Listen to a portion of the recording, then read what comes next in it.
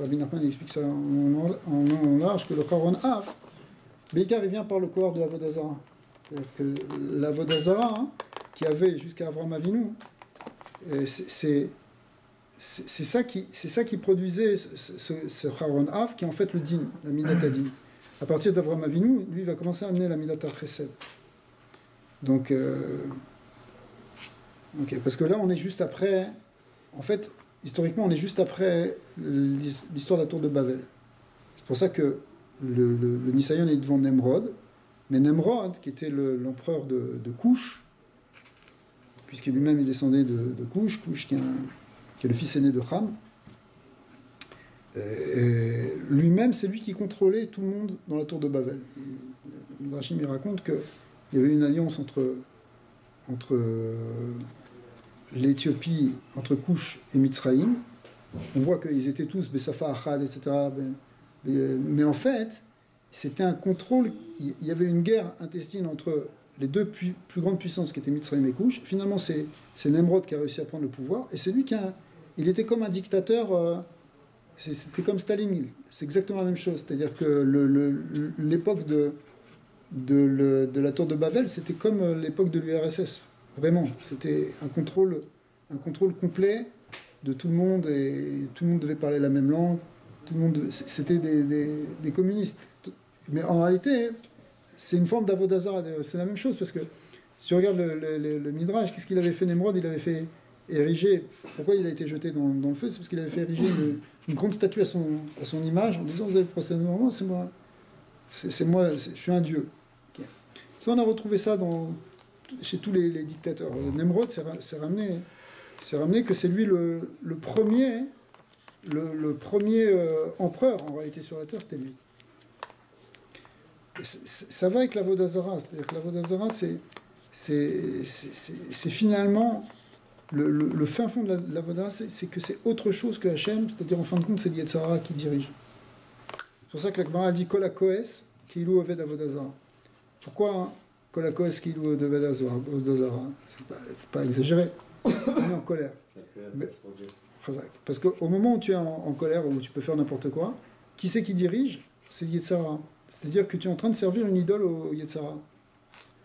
Donc là, c'est la même chose. Alors, cette Messirut Nefesh, on a la capacité de sortir de l'Avodah Zarah. On peut le faire. C'est très difficile. C'est plus difficile d'une certaine manière pour les non-juifs. C'est-à-dire que Avram, on l'a hérité comme dans l'ADN spirituel. Dans un échama juif, il a cette capacité, cette potentialité de faire Messirut Nefesh. Ok, alors, Tachazé, on a tourné la page d'Afresh Yud. Tachazé, Maktiv, Vaikar Terar et Avram, Beno. Alors là maintenant, on est au début maintenant de la Klecha, d'accord? Non, on est à la fin de, on est toujours à la fin, Vaikar Terar et Avram Beno Vet Lot Ben Haran. On est toujours à la fin de Noah. Vayetseu Itam Mior Kasdim. Ils sont sortis avec eux de Ur Kasdim. Vayetseu Itam Itom Mibaye. On aurait dû dire, ils sont sortis avec lui. Et Terar a pris son fils Avram, il a pris Lot, et il est sorti. Ils sont sortis avec lui. Pourquoi c'est marqué ils sont sortis avec eux? Des actifs Vaikar Terar. Donc normalement c'est par rapport à lui. Vous avez compris la question? Il y a un problème de grammaire. Il a pris son fils, il a pris Terah, il a pris Lot, et ils sont sortis avec eux. Ils sont sortis avec lui. Alors, et là, Terah velot im Avram vesara nafku. C'est qu'en fait, c'est qui avec eux? C'est Terah et Lot qui sont sortis avec eux, c'est-à-dire avec Avram et Sarah. Parce que c'est eux essentiellement qui sont sortis de ces Réchaïm. Pourquoi? Parce que Terah, il n'avait pas la force de sortir tout seul. Les Kevan de Chama Terah, de Avram Bere, Ishtazim Igonura, Itader le Meabed, Réouté de Avram, ou Beginkar, Veilsu, Itam Terah Velot. C'est-à-dire que eux, ils suivent. C'est-à-dire qu'il y a toujours on va voir après, même Lot, dans les Sitrei Torah, plus loin dans le Zohar, Lot, il est comparé au Yetzer Hara. Mais il y a, et Abraham, c'est le Neshama, tout ça, après, c'est une manière plus allégorique de voir les choses. Mais Terah et Lot, c'est des gens qui suivent. C'est-à-dire que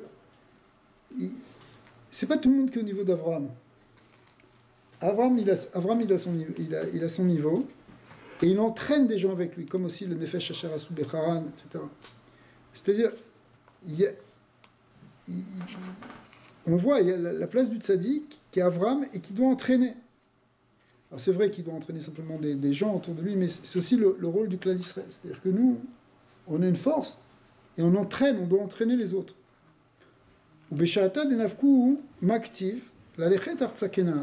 Alors, le passouk, il dit qu'ils sont sortis Meor Kasdin, la Lechet Artsa Kenan, pour sortir, pour aller vers la terre de Canaan. Mais en fin de compte, ils ne sont pas arrivés à la terre de Canaan, parce que le passouk qui dit après, Vayavou ad Haran. Et ils sont arrivés à Haran. Si vous voyez où c'est Ur Kasdin, c'est au sud de l'Irak, on va dire. Et Haran, c'est déjà en Syrie. Ouais. Donc ils ont suivi en fait ce qu'on appelle le Nahar Perat, le Frat. Ils sont remontés. Puis après ça, on arrive à notre paracha, Lech Lecha. Et là, Hachem va parler, ils sont à Haran depuis un certain temps, d'après plusieurs années. Hein. Et c'est à ce moment-là qu'Akadosh Baruch Hu, il va dire à Avraham, Lech Lecha, et tu vas descendre maintenant, tu vas aller en fait vers la terre que je te montrerai, c'est-à-dire Eretz Israël. C'est un peu plus au sud. En fait, c'est plus élevé spirituellement. D'accord ? Mais alors, c'est ça le problème ici. Alors, ils sont quoi ? On a dit quoi ? Quand ils sont sortis, ils sont allés vers la terre de Canaan. Des Ruta des Léon avaient les Mehar Taman. La volonté, c'était d'aller là-bas. C'est-à-dire que Terah, finalement, il ne va pas aller en Eretz Canaan. Il va s'arrêter à Haran. C'est son niveau. Il ne peut pas aller plus loin. Il ne peut pas rentrer dans Eretz HaKodesh. Bon, déjà, il s'est arraché de la Vodazara. Il est arrivé dans un niveau un peu neutre. Entre guillemets, un peu neutre, parce que quand même, c'est un niveau avec plein de forces intermédiaires et plein de magie là-bas. Comme on va le voir après avec Lavan, qui sera un des descendants justement de Terah. Lui, c'est un grand magicien, il habitait à Haran. Mais, c'est un lien de Khuslaretz. Mais par rapport à Ur Kasdim, c'est quand même un grand arrangement par rapport à la Vodazara.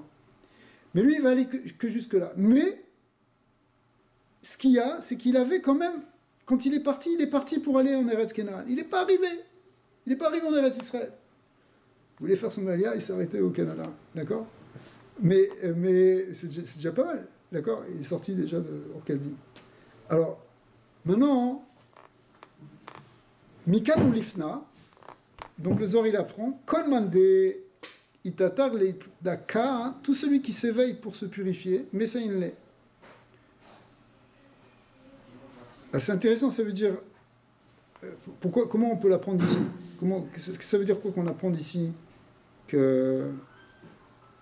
comment tu comprends ? Je crois qu'il fait l'inverse.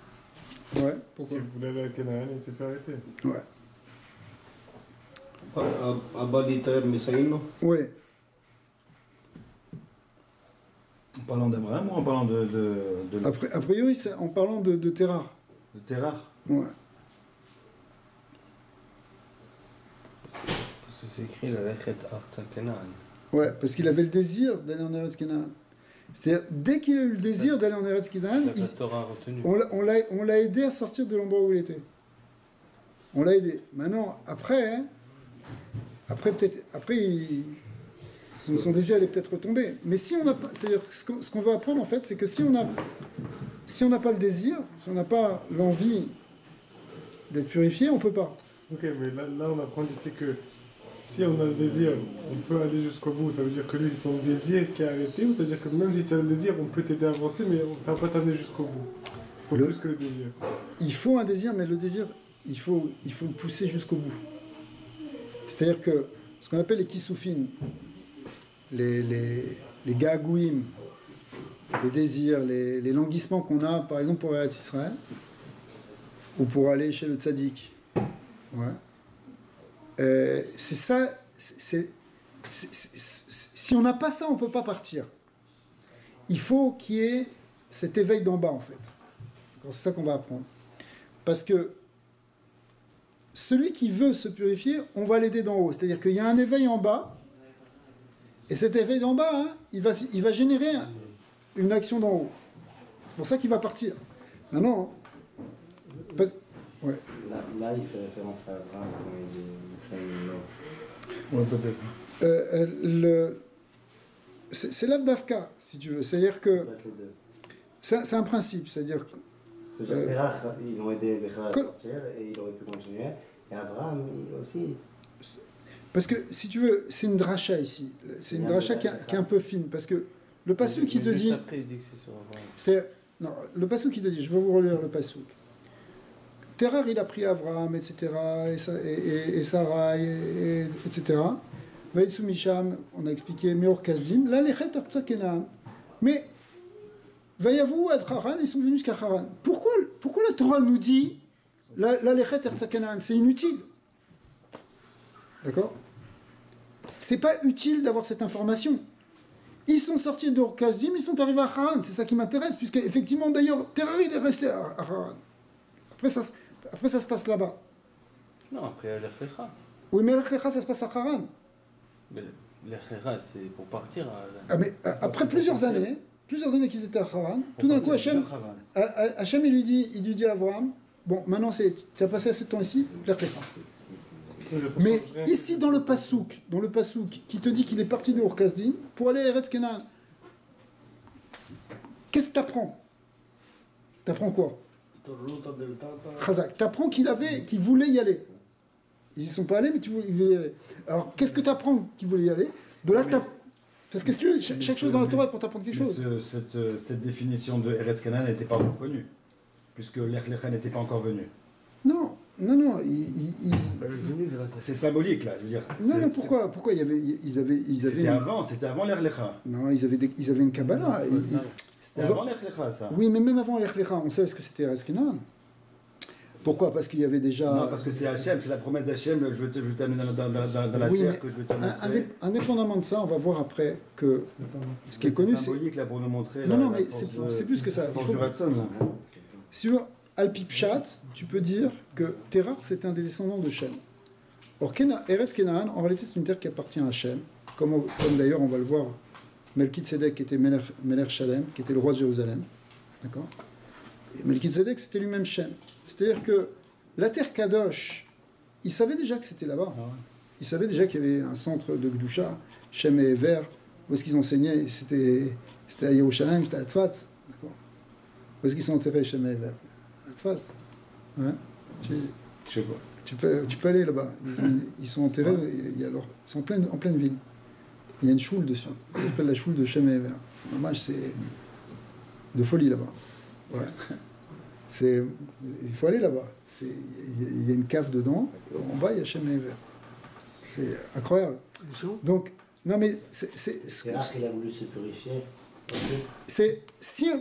On apprend un limoud ici. Ce qu'il faut comprendre, c'est une dracha, comme tu me dirais, une dracha de la Gemara. Il y a trois mots qui sont inutiles. Ils sont partis, la Lechet Artsa Kenan. Ça n'a pas d'utilité puisqu'ils ne sont pas allés là-bas. Donc, ce que ça vient te dire, ça veut dire qu'ils avaient simplement le désir d'y aller là-bas. Ils sont partis pour aller là-bas. Alors pourquoi la Torah nous dit ça? Qu'est-ce qu'on s'en fiche de ce qu'ils avaient dans la tête? Alors, si la Torah vient nous le dire, c'est pour qu'on apprenne quelque chose. Qu'est-ce qu'on apprend quelque chose? C'est quoi le limoud qu'on apprend? C'est que finalement, c'est important l'envie d'aller quelque part ou de faire quelque chose.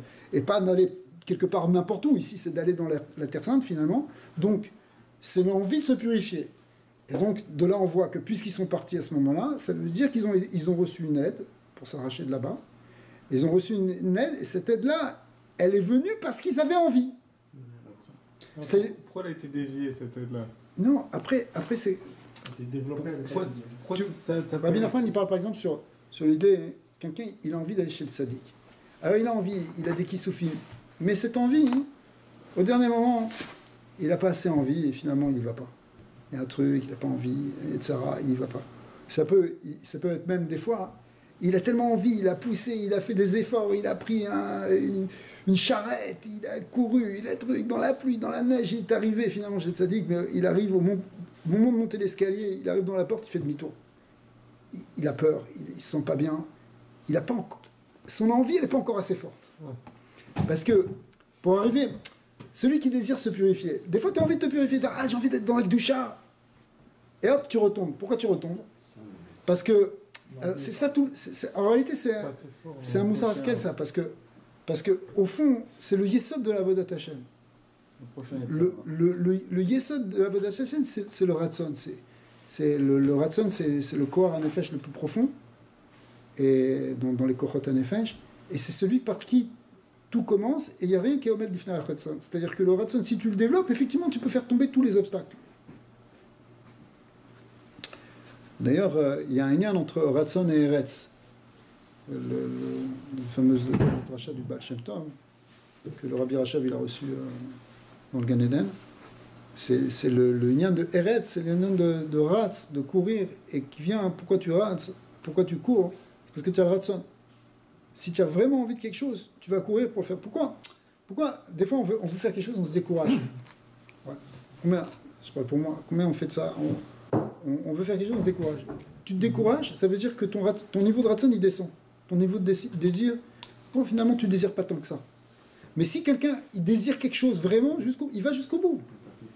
Les gens qui réussissent, en fait, c'est des gens qui ont un Ratzon qu'ils arrivent à pousser. Même, il y a une lettre aujourd'hui qui s'est vendue d'un petit note de papier qu'il avait écrit Einstein. Ouais. Ça s'est vendu pour 1,50 million. 1 million 500 000. Non, 1 million 500 000, ouais, je pense que c'est ça. Et qu'est-ce qui était marqué dessus? Là où il y a une volonté, il y a un chemin. Voilà, Khazak. Ben, c'est ça. Ouais. Là où il y a une volonté, il y a un chemin. Et continue. Tu vois, ça, c'est le descendant d'Abraham par excellence. Hein, et ça c'est sur un morceau de papier. Sur l'autre morceau de papier, c'était marqué Terach et Abraham. Non, c'était non, mais ça c'est vraiment. Il a donné un autre. C'est vraiment un descendant d'Abraham pour écrire une chose pareille. Ouais. Il a écrit une vie tranquille et modeste apporte plus de joie que la recherche du succès qui implique une agitation permanente. Ouais. Ouais. Sur un morceau de papier que c'est vendu. Pour moi, c'était déjà marqué dans Pirkei Avot. On aurait pu le vendre un peu moins cher. Mais aujourd'hui même, ça ils ont annoncé. Attends, alors on peut vendre le Pirkei Avot à 500 milliards. Ce qui ressort alors, c'est que l'aide qui est venue chez Terach et Abraham, ouais. Puisqu'il a voulu Terach et Abraham, puisqu'ils ont voulu Terach et Abraham, alors Terach, il est arrivé jusqu'au niveau de Charon Afshel Makom, ça c'est aussi un niveau. Ouais, enfin non, c'est pas ça qui ressort. Au milieu du chemin, et Abraham, il est arrivé jusqu'à c'est une nouvelle épreuve qu'ils ont maintenant. C'est ça l'aide qu'ils ont eu. Ouais. Mais là, pour l'instant, c'est juste une dracha, si tu veux, sur des mots qui sont en trop dans le pasouk. Donc, si on leur donne du sens, on peut le comprendre que parce que ça veut dire qu'ils voulaient, l'aléchet, ça veut dire qu'ils voulaient aller là-bas. Alors, pourquoi la Torah vient nous dire ça? C'est pour nous dire que c'est important de vouloir. Parce que quand tu veux, quand tu désires te purifier, on t'aide. Et ça, c'est pour ça, c'est tout le Inyan même, toute la Kabbalah, elle repose là-dessus en vrai. Pour ça, toute la Chassidoute, elle repose là-dessus. Mais toute la Kabbalah aussi, c'est-à-dire que tu fais une tefila en réalité. Qu'est-ce que tu fais quand tu fais une tefila? Tu exprimes ton désir à Hachem. Tu exprimes de te rapprocher de lui, de lui offrir quelque chose, de le remercier pour quelque chose, de lui demander quelque chose, mais tu exprimes ton désir vers lui. Et en retour, lui, il amène une siyata d'Ishmaïa. On ne peut pas être différemment, dire regarder sur la fin et apprendre sur le début. C'est-à-dire on regarde qui est arrivé en Eretz Canaan. Et on va au début, on dit, de là on voit que c'est qu'Abraham qui avait un raton d'aller en Eretz Canaan. La preuve, oui, lui, il est arrivé. Oui, on va le voir ça maintenant. Mais là, mais si tu veux, au niveau... Ça, c'est au niveau du limoud, si tu veux. C'était rare qui arrive jusqu'à Haran. Voilà. Lui aussi, il a eu... Jusqu'à Haran. Haran, c'est pas Eretz Canaan. Haran Afshel Makom, c'est aussi... Oui, Haran aussi. C'est le dernier niveau de derrière de Dieu. Oui, mais c'est pas... Ils l'ont pas dépassé. Ils n'ont pas réussi à le dépasser. Il est Ils n'ont pas pas réussi à le dépasser. C'est déjà pas mal. Le prochain, c'est ça. Le C'est déjà pas prochain mal. niveau. C'est écrit la lettre Eretz Canaan. Grâce à l'aide de Dieu, il a pu arriver jusqu'à Haran. Ouais, c'est écrit où il voulait aller. Si Mais- le point, c'est juste de montrer un désir de C'est vrai que partir, le la tahrid décrète, du quelque truc, part. c'est- c'est pas Oui, non, obligé mais de nous préciser. alors c'est Ouais. la lechet c'est Eretz Kenaan, c'est-à-dire le désir de se purifier, le désir d'aller vers la kedusha. Ok, si c'était dans l'autre sens, non, ça m'aurait pas aidé. De quoi?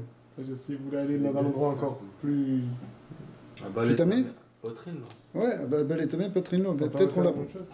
Je sais pas, il faut voir sur d'autres psukim, mais comment on apprend.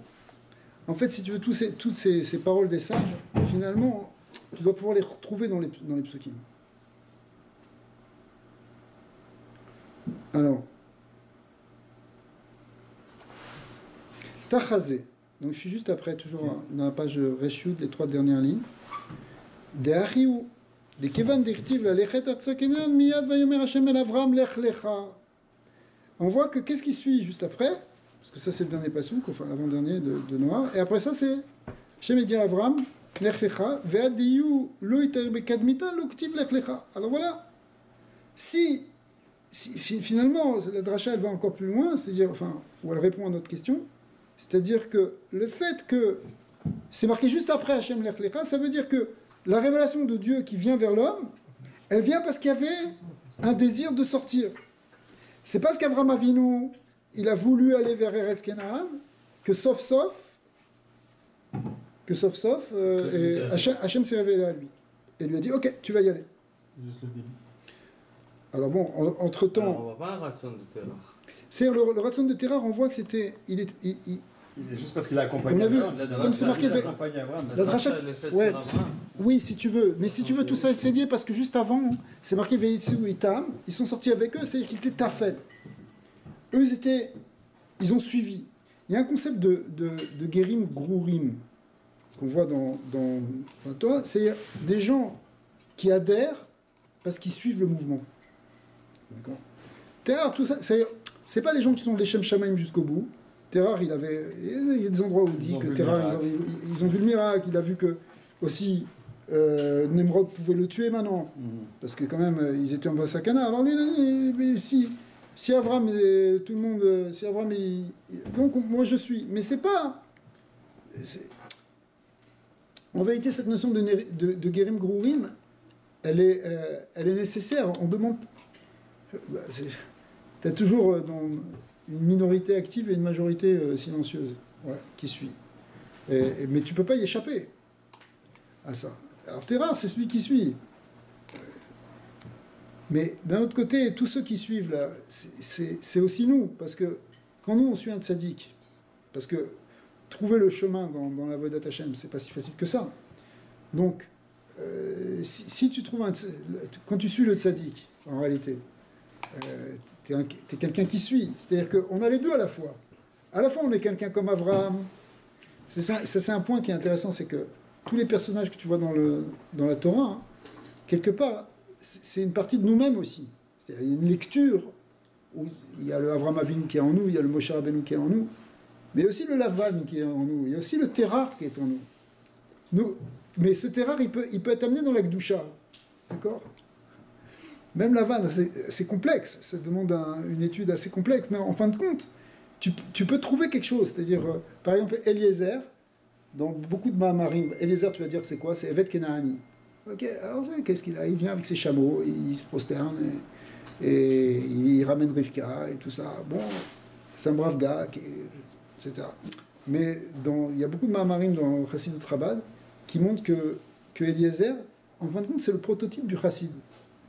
Pourquoi c'est le prototype du chassid? Parce que c'est un chassid d'Avraham. Il dit, moi, tout ça, moi, je suis le évêque d'Avraham, c'est Avraham Adoni, etc. Et donc, lui, qui est apparemment un personnage secondaire, bon, Eliezer, ok. En fin de compte, finalement, avec lui, tu peux t'identifier, tu peux apprendre des choses dans ta avoda à toi. Ouais.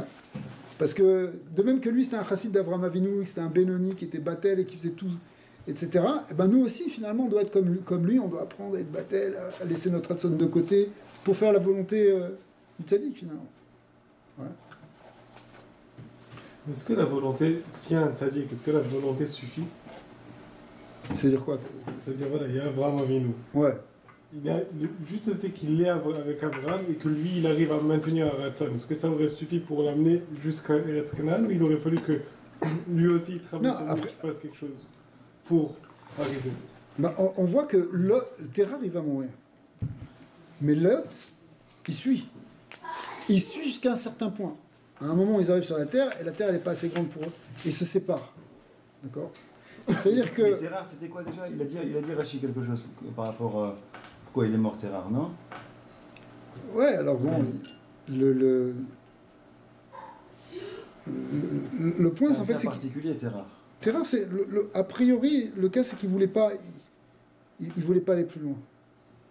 Okay. Tous ceux qui veulent pas aller plus loin, quelque part, c'est comme, ils stagnent. Alors, il y a un autre cas, par exemple, tous ces personnages, on les voit en fin de compte. La femme de Lot aussi. La femme de Lot, Hachem lui dit, enfin le malach lui dit, il ne faut pas regarder en arrière. Finalement, elle regarde en arrière, elle reste figée. Statut de celle.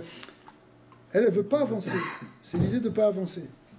Parce que tout le lien de l'Echlecha, c'est tout le cheminement. En fin de compte, c'est l'idée du cheminement spirituel. C'est-à-dire que être dans la Torah, il faut que tu sois dans un chemin. Il faut aller vers la terre que je te montrerai. Eretz HaChaim. Ouais. Emanti qui adaber. D'accord. C'est pas possible une Torah qui soit une Torah de stagne, où on stagne. Si tu n'es pas en train d'avancer, si tu n'es pas en train d'avancer, des fois, tu as l'impression que tu avances au ralenti ou que tu es bloqué. Mais le fait que tu as envie d'avancer, c'est déjà avancé. Ouais. Bon, finalement, Avram aussi, il a stagné un certain nombre d'années à Haran.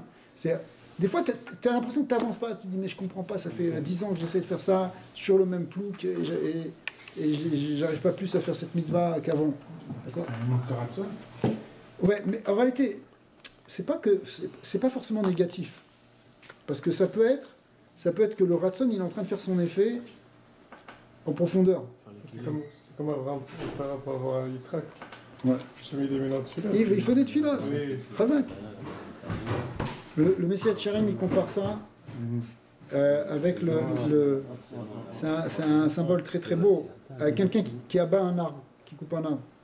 Alors il met un coup de hache, il a fait une entaille, mais l'arbre il bouge pas. Il met une deuxième, et ça bouge pas, et ça bouge pas, et ça bouge pas. Il peut mettre 100 coups, et l'arbre il ne bouge pas. Mais maintenant il va mettre le 101e coup, et ça va tomber. C'est là que Timba. Bon, Khaba. Alors, il y a des chaises ici, prenez. Alors, à ce moment-là, et pourtant, c'est-à-dire que si tu n'avais pas donné les 100 coups précédents, ton arbre ne serait jamais tombé. Tu vois ? Alors, c'est pareil, c'est-à-dire que ce que tu fais, des fois, tu as l'impression que pendant des années, tu n'avances pas. Rabbi Nachman, il a aussi une autre image, là, il ramène un arbre qui pousse et ça met 100 ans pour que la fleur et le fruit ils sortent. Et ça bouge pas, tu vois que tu crois que c'est que du bois, et c'est un truc qui va jamais donner de fruits. C'est un arbre comme ça, exotique. Et puis tout d'un coup, paf, ça fait comme une détonation, comme un canon. Et en fait, c'est le fruit qui sort. Ça représente le fait que des fois, tu vois quelqu'un, tu as l'impression qu'il ne bouge pas, il est coincé, il n'avance pas dans la vente d'attaché, mais il reste... Des fois, tu as l'impression que tu stagnes. Et tu stagnes pendant des années. Mais en réalité, comme cet arbre-là, en fait, c'est en train de monter, là, c'est en train de se préparer, c'est en train de se faire. Et quand ça va se faire, après, ça peut éclater en un instant. Alors, ici, c'est la même chose, c'est-à-dire que dans toute la voie Hashem, des fois, tu as l'impression que ça avance, l'impression que ça avance pas, et même que ça descend, parce que ça a l'air d'être des régressions, et parce qu'il faut des yéridotes Tzorer Aliot. Mais tout dépend du ratson que tu as.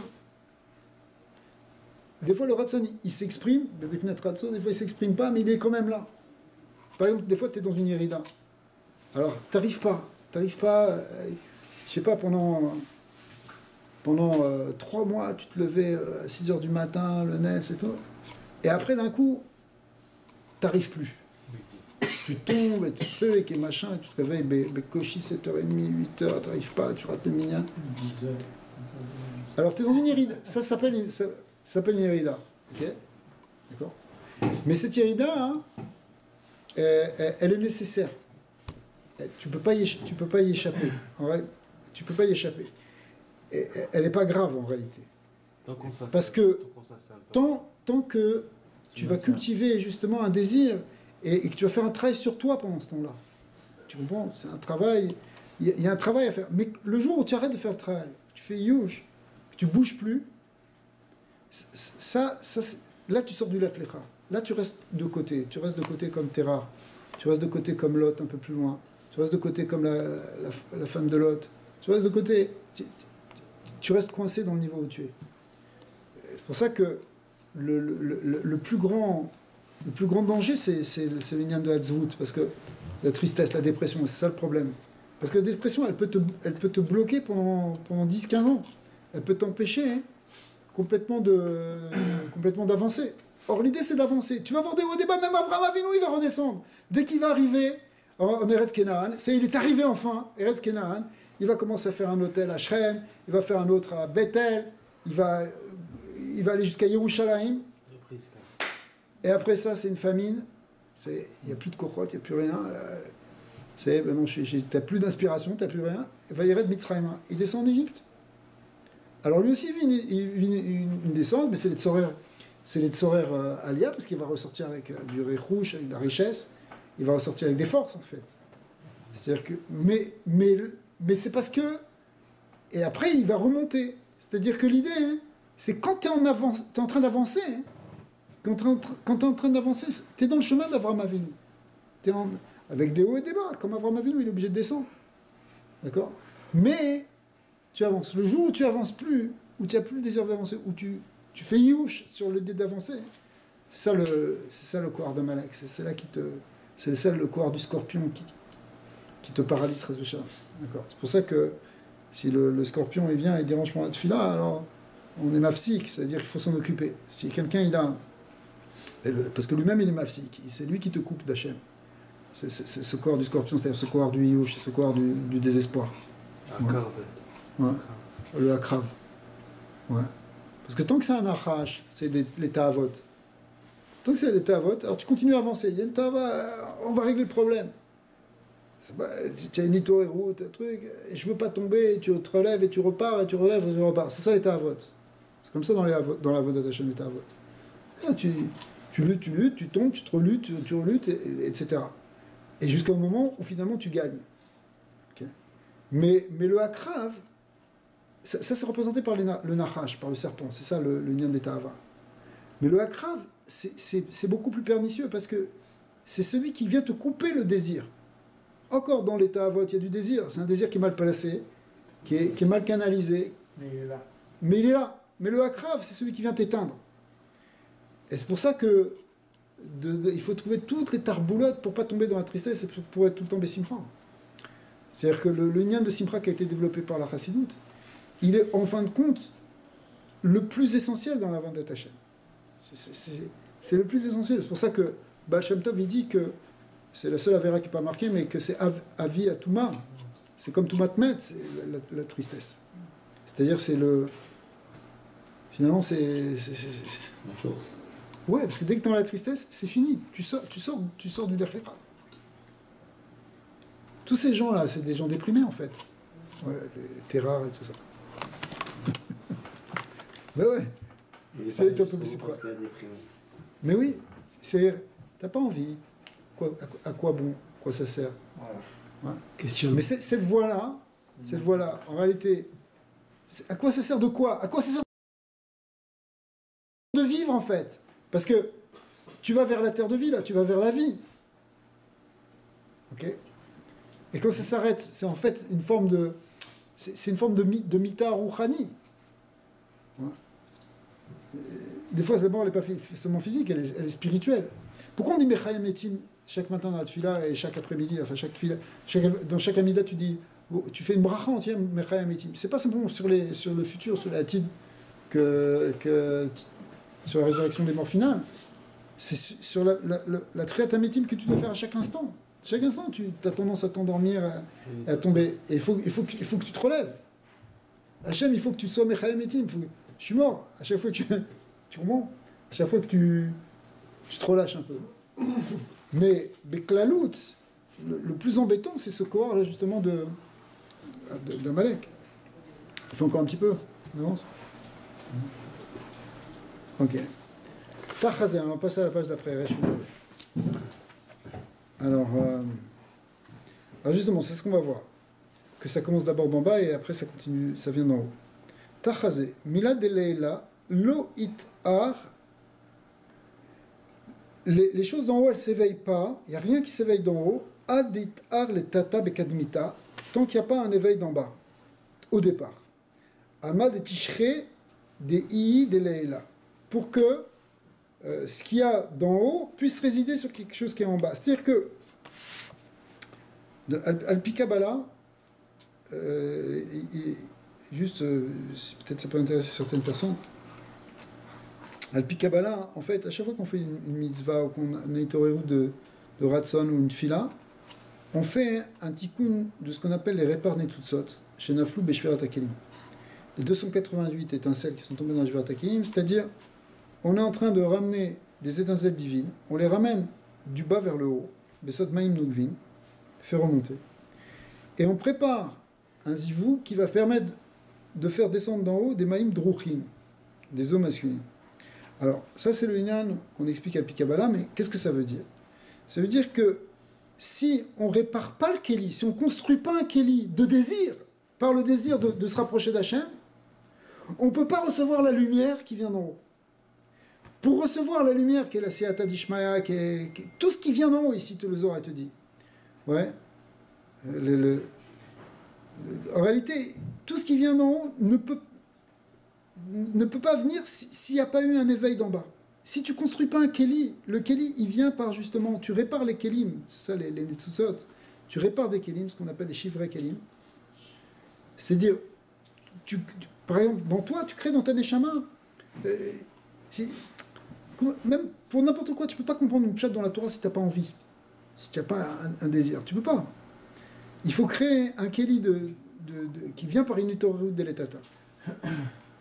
Comment amener ce désir au point de voir la lumière de Dieu? Ça veut dire qu'il faut quand même développer ce désir. Ça veut dire qu'il y a un désir, après ouais, c'est sûr, mais ça commence par là.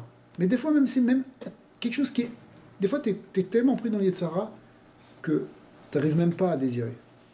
Ok.